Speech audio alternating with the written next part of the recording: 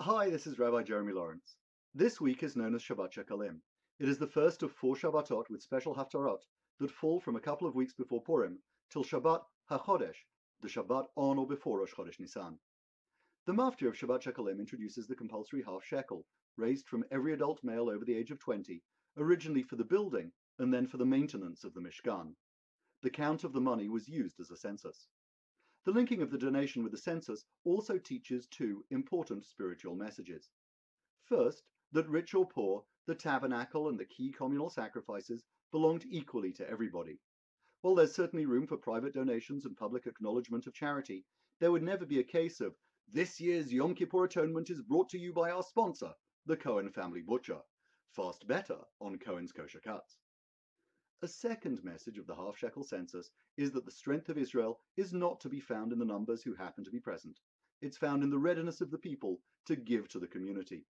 Over and above the mandatory half-shekel, free will contributions for the greater good were always both necessary and welcome. Our Haftorah is set in the reign of King Jehoash, who was king of Judah from around 837 BCE. About 150 years after King Solomon built the first temple in Jerusalem, King Jehoash set about a program for repairs and restoration. Originally, the king sought to levy the money directly from the Kohanim, which turned the priests into beggars or royal tax collectors. It met with no success. Then, under the advice of the Kohen Gadol, Jehoiada, Jehoash had a secure, sealed chest made with a single slit in the roof for donations to be dropped in, and nothing could be pilfered.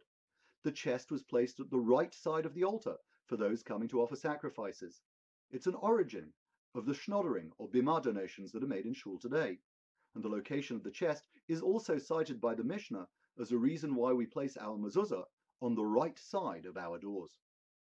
Over the last couple of years, there's been some controversy over an inscription which purports to be an official tablet by King Jehoash celebrating the restoration work. I am Jehoash, son of Achaziyahu, king over Judah, and I executed the repairs.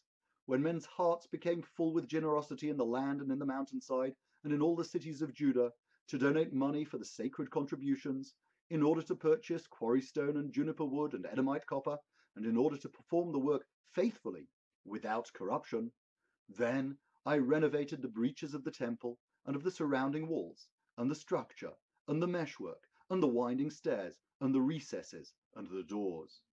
May this inscribed stone become this day a witness that the work has succeeded, and may God thus ordain his people with a blessing. An investigation of the Israeli Antiquities Authority in 2012 found the inscription to be a clever forgery. However, other scholars remain open to the possibility that it is indeed genuine. The reference to working faithfully, without corruption, is an idea from within our Haftorah, where we're told that the masons, carpenters, silversmiths, and craftsmen were men of integrity who were trusted and not required to furnish their accounts. While there is a halachic position that those who toil for the charitable good should be treated as above suspicion, the expectation that we should be clean before God and man has been translated into greater accountability and transparency. The Talmud explains that the priest who emptied the charity box in the temple was dressed in a simple shift without pockets or sleeves and walked barefoot, depriving him of the temptation to steal or the slightest public apprehension of misconduct. Shabbat Shekalim at the beginning of Adar is a reminder of our ongoing responsibility to faithfully maintain our existing facilities and to ensure that we're doing our best for our community. Our lives are much better and our security much greater than past generations, but the needs of our community are great. Whether or not the Jehoash tablet is true, we know he did his bit, and every year he is remembered for it. We hope that our descendants will say the same about us. This is Rabbi Jeremy Lawrence wishing you a Shabbat Shalom and a Chodesh Tov.